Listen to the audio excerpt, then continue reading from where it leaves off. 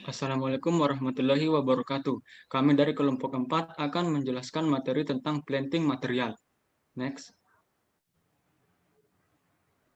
Berikut daftar nama anggota dari kelompok 4. Selanjutnya akan dijelaskan pemateri pertama. Bahan tanam merupakan sebuah bagian pada tanaman yang akan ditanam atau untuk memulai suatu budidaya tanaman. Peran dari bahan tanam ini sendiri terbagi menjadi 3. Salah satunya adalah bahan tanam berperan penting dalam menentukan produktivitas pada tanaman lebih besar dari 50% secara kuantitas atau kualitas. Next. Dari kelompok bahan tanam ini terbagi menjadi 2, yaitu vegetatif, contohnya adalah stek, cangkok, okulasi, dan enten. Generatif, contohnya itu biji. Selanjutnya adalah benih. Benih merupakan bahan tanam dalam bentuk biji yang belum maupun sudah memiliki tunas. Benih ini merupakan biji tanaman yang dipergunakan dengan tujuan untuk pertanaman. Benih utamanya digunakan pada tanaman serelia, sayuran, dan perennial. Next. Benih hibrida. Hibrida merupakan produk persilangan antar dua tetua padi yang berbeda secara genetik. Tetua-tetua ini harus diseleksi secara tepat. Keunggulan padi hibrida adalah hasil yang lebih tinggi daripada hasil padi unggul biasa. Yang kedua, lebih kompetitif terhadap gulma. 3. Kekurangan padi hibrida adalah harga lebih mahal, benih hasil panen sebelumnya tidak dapat dipakai untuk pertanaman berikutnya, dan setiap varietas tidak dapat dijadikan sebagai tetua padi hibrida. Next. Perbedaan benih hibrida dan inhibrida. Hibrida teknik lebih rumit, individu generasi pertama diperoleh dari kombinasi persilangan, potensi hasil lebih tinggi dari varietas unggul inhibrida, mudah terserang penyakit, dan harga cenderung lebih mahal.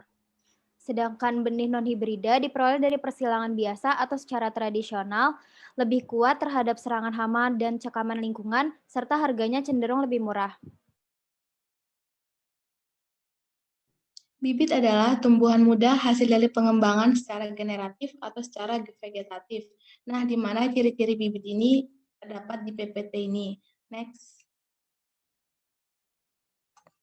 Jenis perbanyakan bibit. Jenis perbanyakan bibit terbagi menjadi 2, yaitu vegetatif alami dan vegetatif buatan. Di mana contoh vegetatif alami ini daun, batang, kolom dan rizome, dan akar. Sedangkan di vegetatif buatan contohnya bibit stek, bibit cangkok, bibit okulasi, dan bibit sambung pucuk. Next. Kultur jaringan merupakan teknik mengisolasi dengan menggunakan sekelompok sel atau jaringan yang ditumbuhkan dalam kondisi aseptik yang bertujuan untuk memperbanyak tanaman. Manfaat kultur jaringan di bidang pertanian cukup banyak. Salah satunya yaitu tersedia bibit tanaman dalam jumlah yang besar. Next. Berbagai jenis kultur jaringan. Yang pertama, kultur kalus.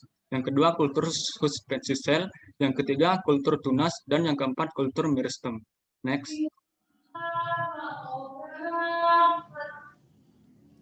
Kombinasi benih bibit adalah perpaduan antar biji dan organ vegetatif yang bertujuan untuk mendapatkan perpaduan sifat seperti batang bawah dari biji perkembangan sistem perakaran yang lebih kuat. Contohnya mangga, nangka, durian, dan lain-lain. Next. Grafting dan budding. Grafting merupakan penggabungan dari dua bagian batang tanaman menjadi satu. Bagian bawahnya berasal dari biji, yang menerima sambungan disebut batang bawah. Bagian atas yang berasal dari batang atau cabang tanaman yang lain. Bermanfaat untuk memperbaiki kualitas dan kuantitas hasil tanaman. Next. Berikut adalah metode grafting. Budding. Budding merupakan penempelan sambung mata tunas. Bagian atas adalah bagian tanaman yang ditempelkan. Dan bagian bawahnya berasal dari biji yang menerima sambungan yang disebut batang bawah. Berikut adalah metode budding. Selanjutnya, dormansi. Dormansi adalah suatu keadaan berhenti tumbuhnya yang dialami organisme hidup atau bagian sebagai tanggapan atas suatu keadaan yang tidak mendukung pertumbuhan normal. Pemicu dormansi dapat bersifat mekanis, keadaan fisik, lingkungan, atau kimiawi. Persemaian. Pengertian persemaian adalah media perantara sebelum benih atau bibit ditanam di lahan. Syaratnya adalah intensitas radiasi matahari tidak terlalu tinggi, air tersedia, media tanam yang subur dalam jangkauan pengawasan. Salah satu contoh bibitnya adalah bibit brokoli. Sertifikasi benih dan bibit menjelaskan tentang kelayakan suatu bibit atau benih, kesehatan benih, dan jaminan mutu. Salah satu contoh label sertifikasinya adalah benih dasar dan benih pokok.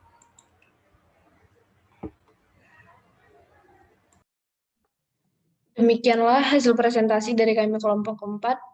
Lebih kurangnya kami mohon maaf. Terima kasih.